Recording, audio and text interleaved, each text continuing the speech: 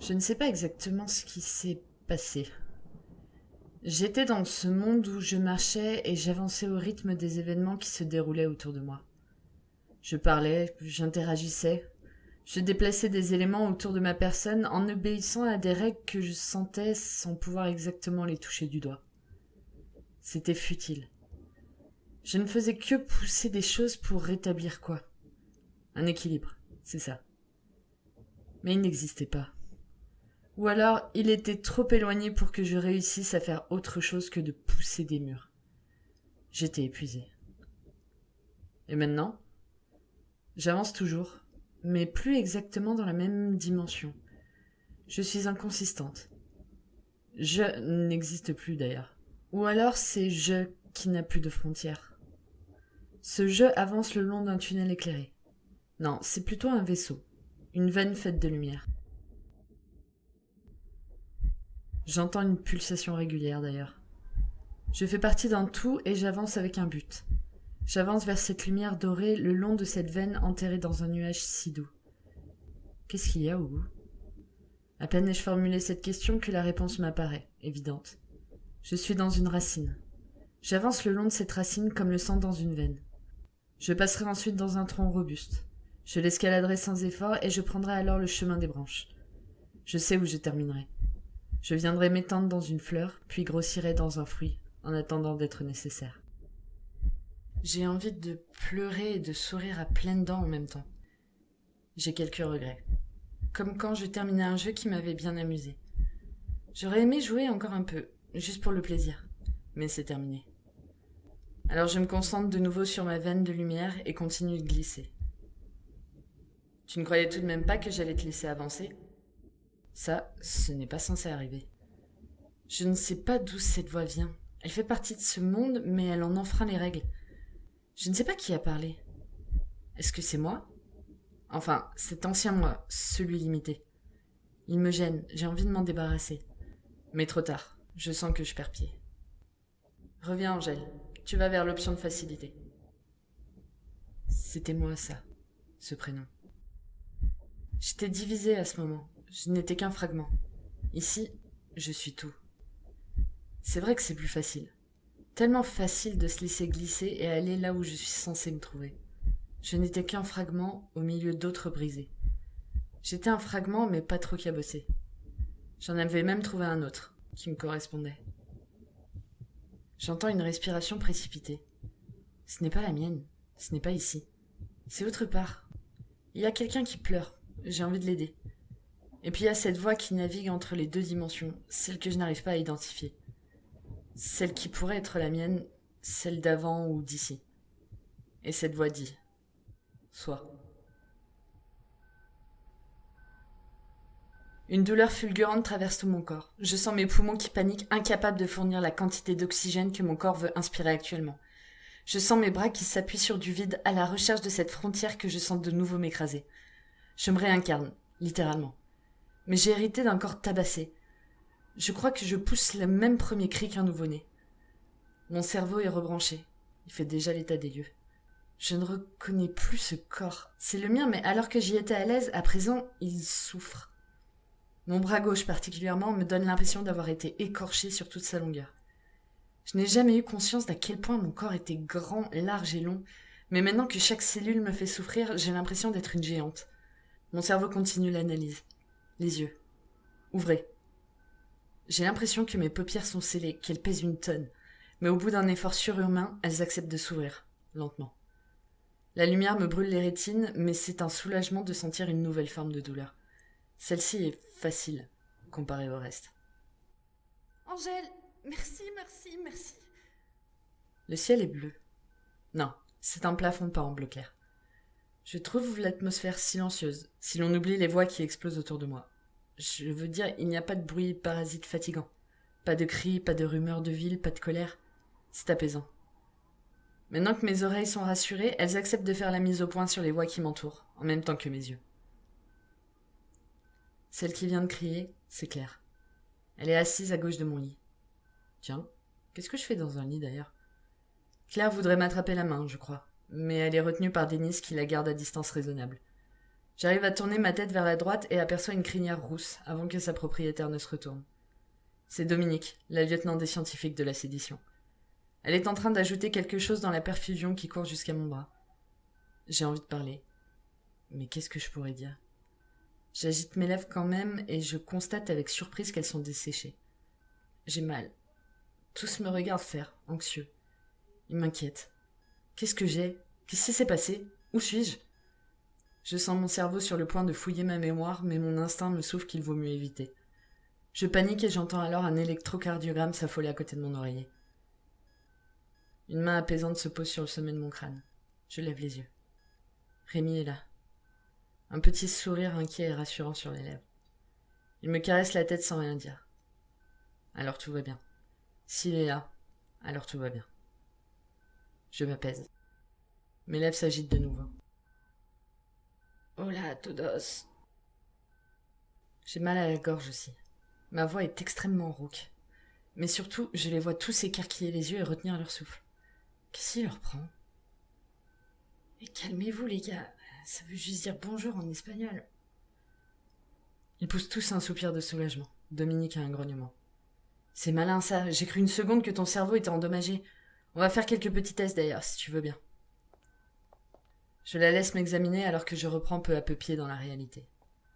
Tant que Rémi garde sa main sur ma tête, tout va bien. Je vais bien. Mais je ne veux plus jamais qu'il parte. Il reste là. Il comprend. J'ai envie de m'accrocher à son poignet jusqu'à fusionner avec lui. Les autres aussi ne bougent pas. La mine de Denis est grave, mais celle de Claire est décomposée. Dominique termine son auscultation avec un sourire. Pas de grosses séquelles à première vue. J'aimerais quand même que tu me préviennes si tu constates quelque chose de bizarre. Si tu as du mal à parler, à bouger ou que tu expérimentes des douleurs inhabituelles, appelle-moi. D'accord ? J'acquiesce et la lieutenant me serre la main affectueusement. Brave fille. Repose-toi surtout. Je vais avertir Alexandra que tu es de retour parmi nous. Et elle disparaît derrière la porte bleue de la chambre. Le silence s'installe dans la pièce. Je sens la tension. Je ne sais pas pourquoi, je saisis la main de Rémi comme on s'accroche à une bouée. Il me laisse faire, évidemment. Claire jette un œil vers Denis qui lâche son bras et aussitôt elle se jette à genoux à côté de mon lit et s'accroche à ma jambe. Angèle, je suis tellement désolée. Je ne pensais pas que ce serait si violent.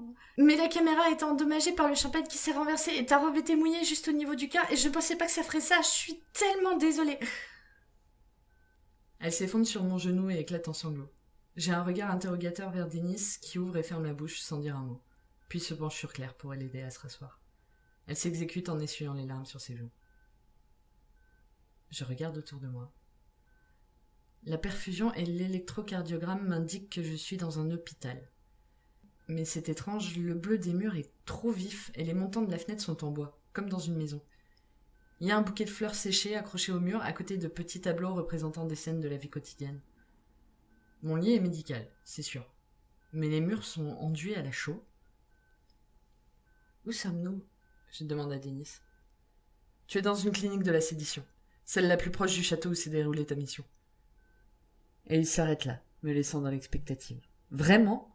Je vais devoir lui tirer les verres du nez ? Je sens la rage monter devant l'air coupable des deux séditieux. Sans la sédition, je ne serai pas ici. Mais ils pensent encore me faire des cachotteries ? Qu'est-ce qui s'est passé ? Pourquoi je suis dans un hôpital ? Qu'est-ce qui m'est arrivé ? Je frappe le lit avec colère. Une douleur fulgurante remonte alors le long de mon bras gauche. C'est seulement à ce moment-là que je prends conscience qu'il est entièrement bandé. Je touche les fils de gaz du bout des doigts. Je sens que ça pique en dessous. Brûlure. Je serre la main de Rémi plus fort alors que Denis s'assied aussi pour m'expliquer. Tu es ici parce que tu as fait un arrêt cardiaque, Angèle. Quand Bellieu a découvert le poteau rose, il allait t'amener à l'intérieur, là où il aurait été impossible de te récupérer. Claire était toute seule. Je n'ai jamais vu Denis avec un air si atterré. Il semble invoquer du courage avant de continuer. Tu ne te rends pas compte à quel point c'est grave, Angèle. Guillaume et Barbara n'auraient jamais dû te quitter des yeux avant que tu ne sois en sécurité. Alexandra n'a pas encore décidé de leur sort. Elle attendait de voir si tu te réveillais. Si je me réveillais ? L'existence de ce doute me donne l'impression qu'une pierre vient de tomber dans ma poitrine. Quand Claire est revenue d'avoir prévenu Guillaume, comme tu lui avais demandé, elle n'a pu que constater le danger dans lequel tu étais. Elle a compris que si tu franchissais les portes, plus personne ne te récupérerait. Alors elle a fait la seule chose qui était en son pouvoir, en pensant t'aider. Claire relève la tête et s'éclaircit la voix. Je vois la colère et la culpabilité se relayer dans ses yeux. La même colère que je ressens d'avoir été abandonnée et la culpabilité d'être apparemment la responsable de ma présence ici. Je ne pouvais pas distinguer qui de toi ou de Bellua portait la caméra. Au vu des cris que j'entendais, j'ai compris qu'il te tenait. Il fallait que je fasse quelque chose. Alors pour l'empêcher de t'amener, ma seule option était de le sonner avec un choc électrique venu de la caméra. Je l'ai construite avec un système d'autodestruction, assez puissant pour griller tous ses composants sans laisser de données exploitables. Alors sonner quelqu'un, c'était faisable. Elle a un léger reniflement, puis se redresse en croisant les jambes. Son côté ingénieur est revenu. Elle m'explique avec une voix plus affirmée. Mais vu que Bellua te tenait, le courant allait forcément vous toucher tous les deux. Je devais envoyer assez d'électricité pour sonner 2 personnes. Rappelle-toi, je t'ai prévenu de rentrer la langue pour éviter que le choc ne te la fasse mordre. C'était donc ça. Dans la confusion, j'ai cru qu'elle me conseillait de tenir ma langue pour éviter de révéler les secrets de la sédition. Cet ultime conseil m'avait mise en rage. Je respire un peu mieux, mais ne décolère pas vraiment. Claire continue. C'était un succès à pile ou face. Celui qui tenait effectivement la caméra serait seulement sonné. Celui qui se retrouverait au bout du circuit recevrait un choc bien plus violent. Mais j'avais calculé que c'était jouable, alors j'ai envoyé. C'était ça, mon dos qui s'est arc-bouté. C'était ça aussi l'explosion dans mes tympans, le choc électrique. Claire agite nerveusement le pied tout en finissant d'expliquer. Guillaume a finalement réalisé qu'il y avait un problème et dès qu'il a compris ta situation, il a aussitôt entraîné Antoine et Maurice derrière lui pour te récupérer. De ce qu'ils m'ont expliqué plus tard, ils sont arrivés à temps pour éviter que vos 2 corps inanimés ne soient trouvés par les membres du mur citoyen. Bellua était seulement inconscient, mais toi tu étais en arrêt cardiaque. On a compris plus tard que ta robe était mouillée au-dessus de ton cœur, ce qui a provoqué une résistance plus faible à cet endroit précis. Je pensais que tu prendrais le courant par le bras seulement, là où te tenait Bellua, mais le liquide a fait conducteur, concentrant une partie de la décharge sur ton cœur. Je me retourne vers Amy. Il me considère avec un air grave. Je sens son inquiétude, j'imagine son désespoir alors. Comment réagirais-je si je le voyais littéralement mourir devant mes yeux ? Il embrasse ma main et déclare d'une voix grave. Quand je suis arrivé, ton cœur était déjà arrêté. Je pose ma main sur sa joue. Tu n'aurais rien pu faire de toute façon. Si Bellua t'avait remarqué, il aurait appelé des renforts et il aurait été impossible de nous en sortir. Je suis désolée que tu aies dû vivre cette situation. Il ne pleure pas. Il n'est pas en colère non plus. C'est pire. Je vois une peur ancestrale dans ses yeux. Quelque chose de fou qui nage à la surface au milieu des éclats de ses iris argentés. Quelque chose qui me garantit que si je m'en étais pas sorti, il aurait perdu la raison. Il aurait tué. Je ne le juge pas, c'est un fait. Sa main dans la mienne, l'ouragan s'est calmé. Mais j'ai l'impression que tous ici nous avons conscience d'être passés proches d'un cataclysme qui dépassait de loin mon simple décès. Claire ne dit plus rien, mais me regarde avec des yeux remplis de larmes. Denis termine l'explication avec un œil courroucé vers Rémi. Rémi n'a rien pu faire pour toi. Mais quand Guillaume a constaté que tu n'avais plus de pouls, il a entamé un massage cardiaque pendant qu'Antoine et Maurice s'assuraient que personne ne vienne vous découvrir. Guillaume a réussi à faire repartir ton cœur, Angèle. Il t'a sauvé. On s'attendrait à ressentir une émotion plus forte en apprenant que quelqu'un nous a sauvé la vie. C'est une idée fausse. J'ai l'impression que Denis vient simplement dénoncer un fait, sans distinction avec les explications qui l'ont précédé. Je n'ai conscience que du contact de la main de Rémi. C'est peut-être stupide quand on pense que j'ai failli perdre la vie, mais je me sens davantage triste pour ce que lui a vécu. Quand quelqu'un meurt, c'est toujours plus dur pour ceux qui restent. Moi, je n'ai rien fait. Je n'ai même pas l'impression de m'être particulièrement accrochée. J'aurais presque honte d'avoir été sauvée alors que je n'ai vraiment rien fait pour le mériter. Évidemment, je suis reconnaissante envers Guillaume, mais davantage pour mes proches que pour moi-même. C'est désagréable comme sensation. Je dois être un peu fatiguée. C'est pas mon genre d'être aussi résignée. Je me laisse aller dans mon oreiller alors que Denis reprend. Guillaume a réussi à faire repartir ton cœur, mais tu ne reprenais pas conscience. Alors ils t'ont évacué et amené au sanctuaire séditieux le plus proche, ici. Je fronce les sourcils. Attends, je croyais qu'on était dans une clinique normale, juste qui était de mèche avec la sédition. Il y a d'autres villages de séditieux ? Denis semble soulagé de changer de sujet un instant. Oui, bien sûr. Il doit y en avoir une 10 répartis dans tout le pays. Le nôtre reste le QG car c'est celui qu'Alexandra a choisi comme lieu de résidence. Mais nous autres lieutenants venons parfois d'autres endroits. Ici, c'est le village d'origine de Dominique par exemple. Il est même plus grand que le QG. C'est normal, nous sommes proches de la capitale. Une chance qu'il dispose de sa propre clinique, car ça aurait été particulièrement risqué de t'amener dans un hôpital public. Je couvre mon visage avec mes mains un instant. Non, tu sais quoi, Angèle ? Arrêtons là les questions. Je ne veux pas envisager maintenant les tenants et aboutissants de ce genre d'informations. Je préfère prendre un ton léger. Tant qu'ils sont meilleurs que moi en cuisine, ça me va. Je peux rester quelques jours ici ? J'ai l'impression qu'un camion m'est passé dessus. Je pourrais dormir une semaine entière. J'ai un petit gloussement, accueilli par un silence de mort. Quoi encore ? Denis s'agite sur sa chaise avant de répondre. Ça fait déjà une semaine que tu es ici, Angèle. Ce n'est pas l'arrêt cardiaque qui nous a fait le plus peur, mais le fait que tu restes dans le coma pendant 7 jours. Les médecins ici n'avaient pas de solution, à part nous conseiller d'attendre. Tu n'avais pas de lésion qui aurait expliqué ton inconscience, alors il fallait juste espérer que tu te réveilles. Tu as fait 2 arrêts respiratoires. Encore une fois, les médecins n'ont pas pu les expliquer. Denis se tourne vers Claire et pose sa main sur son épaule. Claire, tu veux bien sortir un instant ? Il y a des choses que j'aimerais dire à Angèle en privé. Elle s'exécute sans poser de questions. Denis ne demande pas la même chose à Rémi, et j'imagine qu'il a compris que je refuserais. Une fois l'ingénieur parti, il reprend l'explication. Ce qui m'a fait le plus peur, c'est que je t'avais complètement perdu. Je ne trouvais plus ta connexion non plus. C'est comme si ton énergie s'était évaporée. J'ai vraiment cru que ce qui faisait toi était parti. J'ai eu très peur. J'ai fait venir Romuald pour qu'il m'aide à te chercher. C'est un peu compliqué à expliquer, mais ça n'a rien donné. Alors je me suis dit que peut-être avec Rémi, ça fonctionnerait. Je sens la prise de ce dernier se raffermir sur ma main. Mais je ne sais plus si je suis heureuse, triste ou en colère qu'il soit là. Je me souviens maintenant de ce sentiment d'abandon, de désespoir quand j'étais ailleurs. La réalité m'écrase. J'avais laissé tomber. J'en avais assez de lutter contre du vent poussé par des courants contraires en fonction des personnes que je rencontrais. Pourquoi je me battais ? Je commettais des petits actes de rébellion pour m'apercevoir à chaque fois que ce qui m'attendait derrière était plus énorme encore. Tout ce que je voulais, c'était rien. Qu'on me laisse. Puisque j'étais seule, qu'on me laisse faire mon chemin seule. J'ai un regard de reproche vers Rémi, mais j'ai l'impression que mon visage ne peut pas traduire correctement ce que je ressens réellement. Tu étais où ? Il ne répond pas tout de suite. Lui aussi, il a du mal à trouver des mots qui correspondraient à ce qu'il ressent. Je le lis dans ses yeux. J'étais partie. Je n'ai pas supporté de te voir comme ça.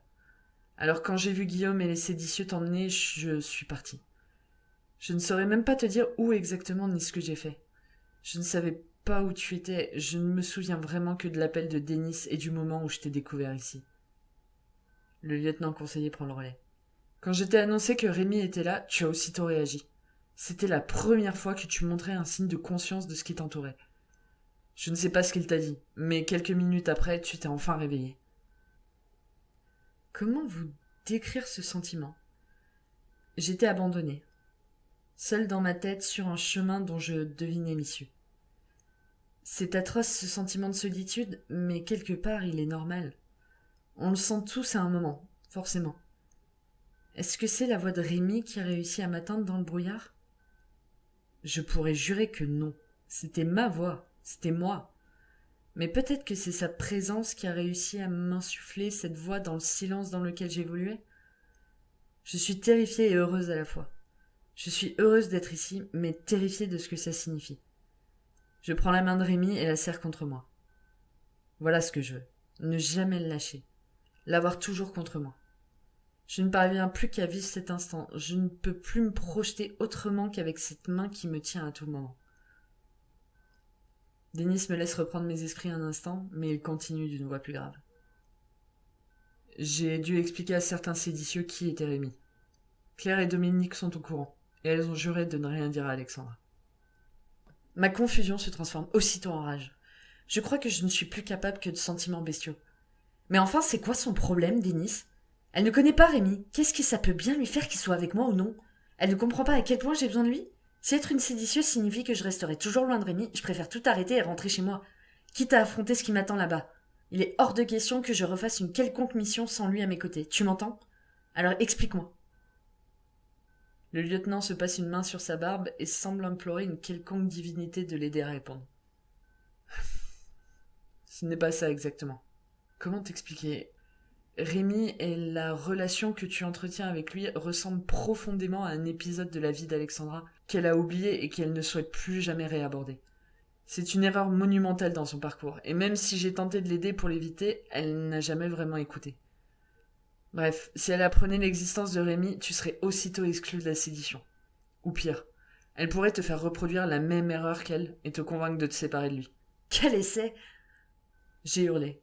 Mes cris ont dû attirer Dominique car elle pousse doucement la porte et nous adresse un petit sourire inquiet. Tout va bien ici ? Denis, tu peux éviter de nous la fatiguer ? Angèle a encore besoin de récupérer. Je me renfonce dans mon oreiller avec colère.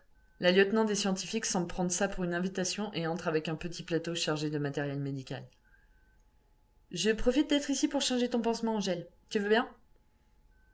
Elle pointe mon bras bandé. Je l'avais presque oublié celui-là. Je la laisse défaire les pansements en grimaçant légèrement sous la douleur. Tu vas voir, c'est un peu impressionnant, mais ce n'est qu'une brûlure au second degré. Rien de grave. Et elle découvre ma peau. Sous le pansement, je vois alors de fines marques rouges partant de mon coude et remontant jusqu'à mon épaule en zébrure géométrique. On dirait qu'une plante grimpante s'est accrochée à mon bras pour me brûler. Ou plutôt non, c'est exactement les mêmes motifs que ces gravures sur bois faites à l'électricité. Je crois que ça s'appelle une figure de Lichtenberg, exactement. Dominique fronce le nez. Je suis désolée, mais je pense que la cicatrice va rester. On voit ce genre de brûlure sur les personnes foudroyées et en général ça part, mais tu as la peau très fine et elle a sérieusement marqué. Mais tu as de la chance, vu l'endroit, tu pourras facilement le cacher avec un t-shirt. Tu plaisantes ? C'est magnifique ! La lieutenant semble décontenancée par ma réaction. Je n'ai jamais compris les personnes qui cherchaient à cacher leurs cicatrices. Pour moi, c'est une marque d'une épreuve passée. Je trouve cela beau. Les cicatrices racontent une histoire.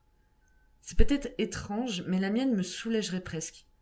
Quand la blessure sera guérie, alors ça signifiera que l'épreuve sera derrière moi, que je l'aurai passée avec succès. Dominique finit de soigner mon bras et remet un nouveau pansement en place. Ravi de voir que tu le prends si bien. On s'est fait beaucoup de soucis pour toi, tu sais. On va te garder encore un petit moment à la clinique pour être sûr que tu vas bien. Tu devrais vite te remettre et ensuite tu seras libre de rentrer au QG. Je jette un œil vers Rémi puis vers Denis. Celui-ci comprend mes réticences à retourner à l'endroit où Alexandra se trouverait. Je profiterai de ton rétablissement pour trouver une solution. En attendant, il y a un nouveau séditieux que j'aimerais te présenter. Je n'aime pas trop l'idée de rencontrer une nouvelle personne alors que je suis alitée, mais je ne dis rien alors que Denis va ouvrir la porte de la chambre. Un Romuald furieux fait son entrée et se jette aussitôt sur moi pour me serrer dans ses bras. Il se recule ensuite juste assez pour me lancer. « Et mais toi, je te laisse seul 2 secondes et t'en profites pour presque y passer.